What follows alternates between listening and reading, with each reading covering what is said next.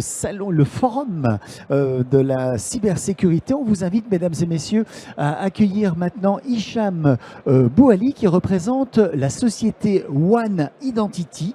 Comment mettre en place une approche unifiée de la sécurité et de l'identité? Bonjour à tous et à toutes. Je m'appelle donc Hicham Bouali, comme le monsieur vient de le mentionner. Je suis responsable avant-vente chez One Identity et je suis dans le domaine de la cybersécurité depuis une quinzaine d'années.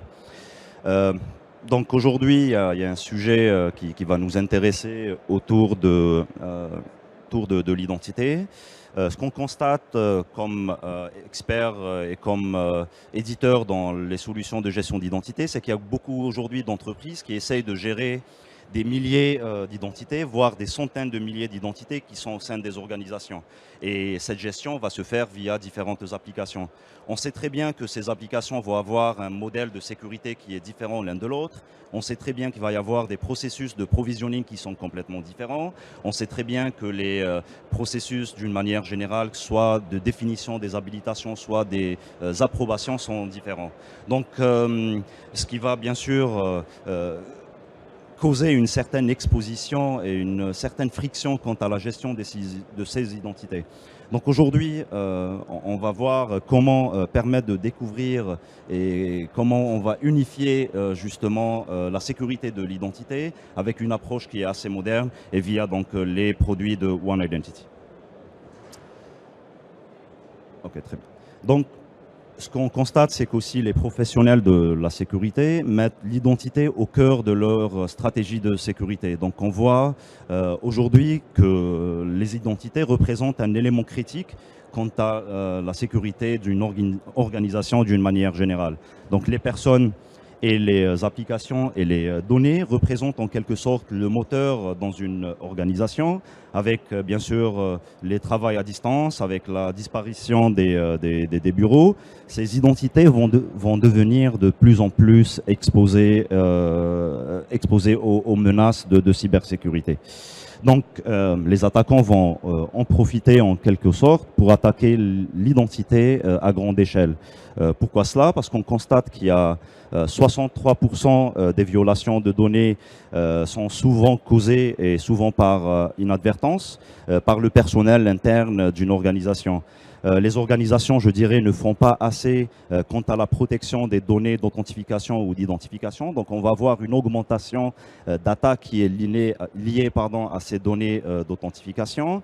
Et bien sûr, plus de la moitié des organisations ou plus de la moitié des utilisateurs ont beaucoup plus de privilèges que ce que leur job ou ce que leur travail leur impose. Donc, je dirais que ça, c'est un peu la mauvaise nouvelle. La pire nouvelle, c'est qu'il y a peu d'organisations qui sont aujourd'hui équipées pour combler à ce déficit d'exposition à la cybersécurité à l'heure actuelle. Donc, l'une des principales raisons, c'est que il y a une certaine multiplication d'identités. Donc, on va retrouver des millions d'identités utilisateurs. Donc, il va englober les utilisateurs internes, les sous-traitants, les prestataires, les partenaires, les clients qui doivent être gérés. Aujourd'hui, on doit considérer non seulement les identités personnes, mais aussi des identités machines qui commencent à représenter un nombre beaucoup plus important. Et bien sûr, une expansion importante des comptes qui est liée donc aux différentes applications, mais aussi aux environnements IT multigénérationnels, des clouds, des environnements hybrides et edge, etc. Donc ça, ce qu'on appelle une prolifération des identités, donc identity sprawl, ça c'est un terme qu'on va entendre beaucoup dans le domaine de la gestion d'identité. Donc il y a une certaine prolifération de l'identité en elle-même. Donc ce que je disais, le volume, certainement, est une cause, mais ça ne reste pas la seule cause. C'est qu'aussi le monde a fondamentalement changé. Donc hier, on va s'intéresser principalement à la gestion des employés.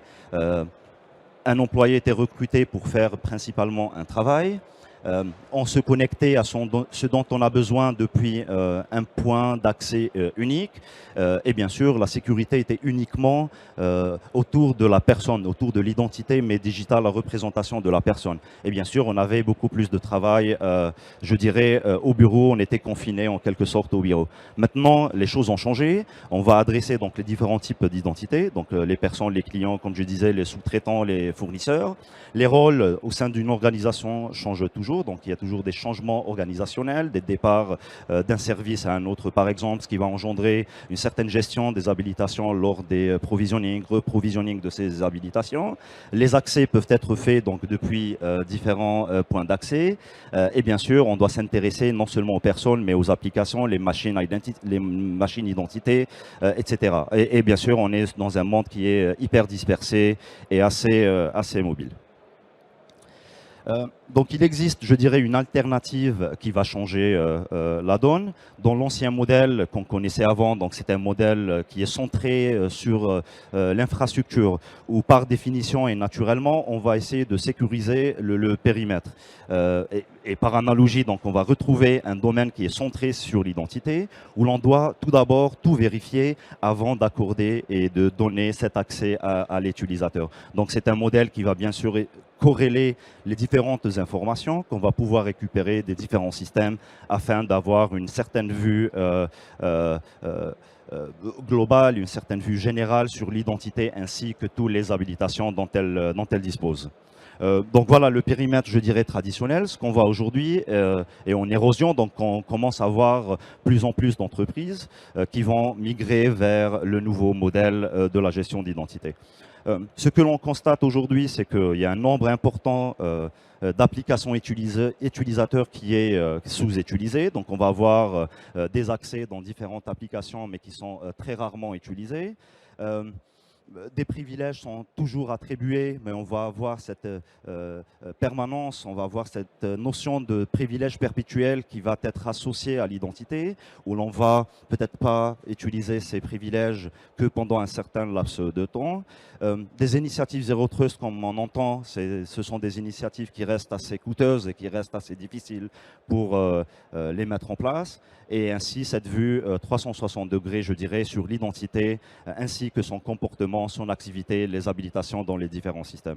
Donc, One Identity, bien sûr, opère dans le domaine de l'IGA, l'Access Management, ainsi que le PAM, le Privilege Account ou Access Management, où l'on va retrouver beaucoup de fonctionnalités qui sont en overlap.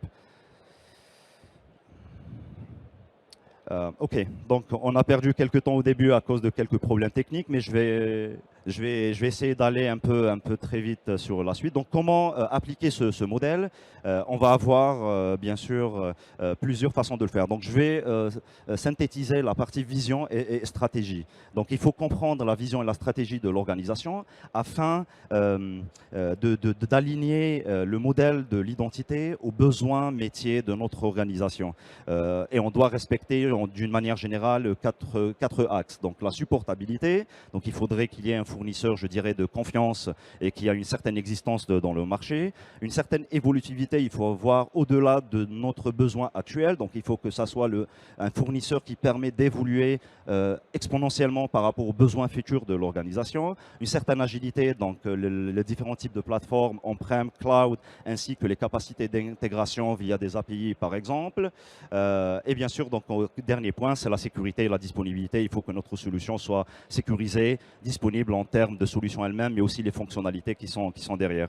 En termes de design et d'organisation, il faut qu'on définisse les analyses métiers ou les business analysts. Il faut qu'on définisse les responsabilités, quels sont les responsables de rôle, quels sont les processus que l'on doit mettre en place. Et bien sûr, donc, donner un modèle unifié où l'on va passer de cette approche fragmentée à une approche beaucoup plus unifiée. Donc, chez One Identity, avec l'intégration des différentes solutions, on va pouvoir assurer des cas d'usage qui sont un peu particuliers, je dirais, à One Identity. On entend beaucoup parler de ce Behavior Driven Governance, donc la gouvernance guidée par le comportement, où l'idée est de recevoir des informations depuis des solutions d'access management, donc un certain comportement, comment j'accède, la fréquence d'accès à mes applications, et déduire derrière des processus ou fournir des informations aux processus de l'IGA qui vont déprovisionner, désactiver, activer, en fonction bien sûr de ces informations. Des capacités à recommander les suppressions. Un deuxième bénéfice que l'on va avoir, c'est ce qu'on appelle le just-in-time privilege. Un des principes, bien sûr, du Zero Trust ou des experts de sécurité que l'on recommande, c'est de donner les privilèges qu'au moment où l'on a besoin. Donc, avec une intégration d'un produit de One Identity qui s'appelle Active Roles et Safeguard, on va pouvoir donner des privilèges juste au moment où on a besoin et bien sûr les supprimer quand l'utilisateur n'a plus besoin. Donc, les révoquer, bien entendu. Et le dernier point, le dernier bénéfice qu'on va avoir, c'est un module qui s'appelle le Privilege Access Governance. L'idée, c'est aussi de gouverner, de gérer les comptes à privilèges de la même manière que les comptes que l'on a dans les applications. Donc, on va pouvoir corréler ces informations des comptes à privilèges dans son solution d'IGA, entre autres Identity Manager, qui est notre solution d'Identity Manager, pour assurer le provisioning, la demande d'accès, la délégation des rôles et la recertification. Ok, donc ça je vais passer parce que je ne vais pas avoir le temps de le faire, mais voilà le dernier slide qu'on va pouvoir présenter aujourd'hui, c'est avec une plateforme unifiée, on va réduire d'un certain contexte le TCO, donc on va minimiser les risques de break parce que c'est une solution complètement intégrée. On va accélérer le time to value, donc la mise en place de la solution avec des pré-intégrations qui sont déjà testées, validées et supportées, des intégrations beaucoup plus approfondies, ainsi que moins de personnalisation et de code. Et bien sûr, on va rationaliser le support en offrant, bien entendu, un support sur l'ensemble des solutions. Donc voilà, je pense avoir fait le tour de cette présentation. N'hésitez pas à passer au stand B21 si vous voulez avoir un peu plus de détails concernant les différents produits chez One Identity. Merci de votre attention. Un énorme merci pour Hicham Bouali, qui représente la société One Identity. Mesdames et messieurs, dans quelques minutes, nous allons parler...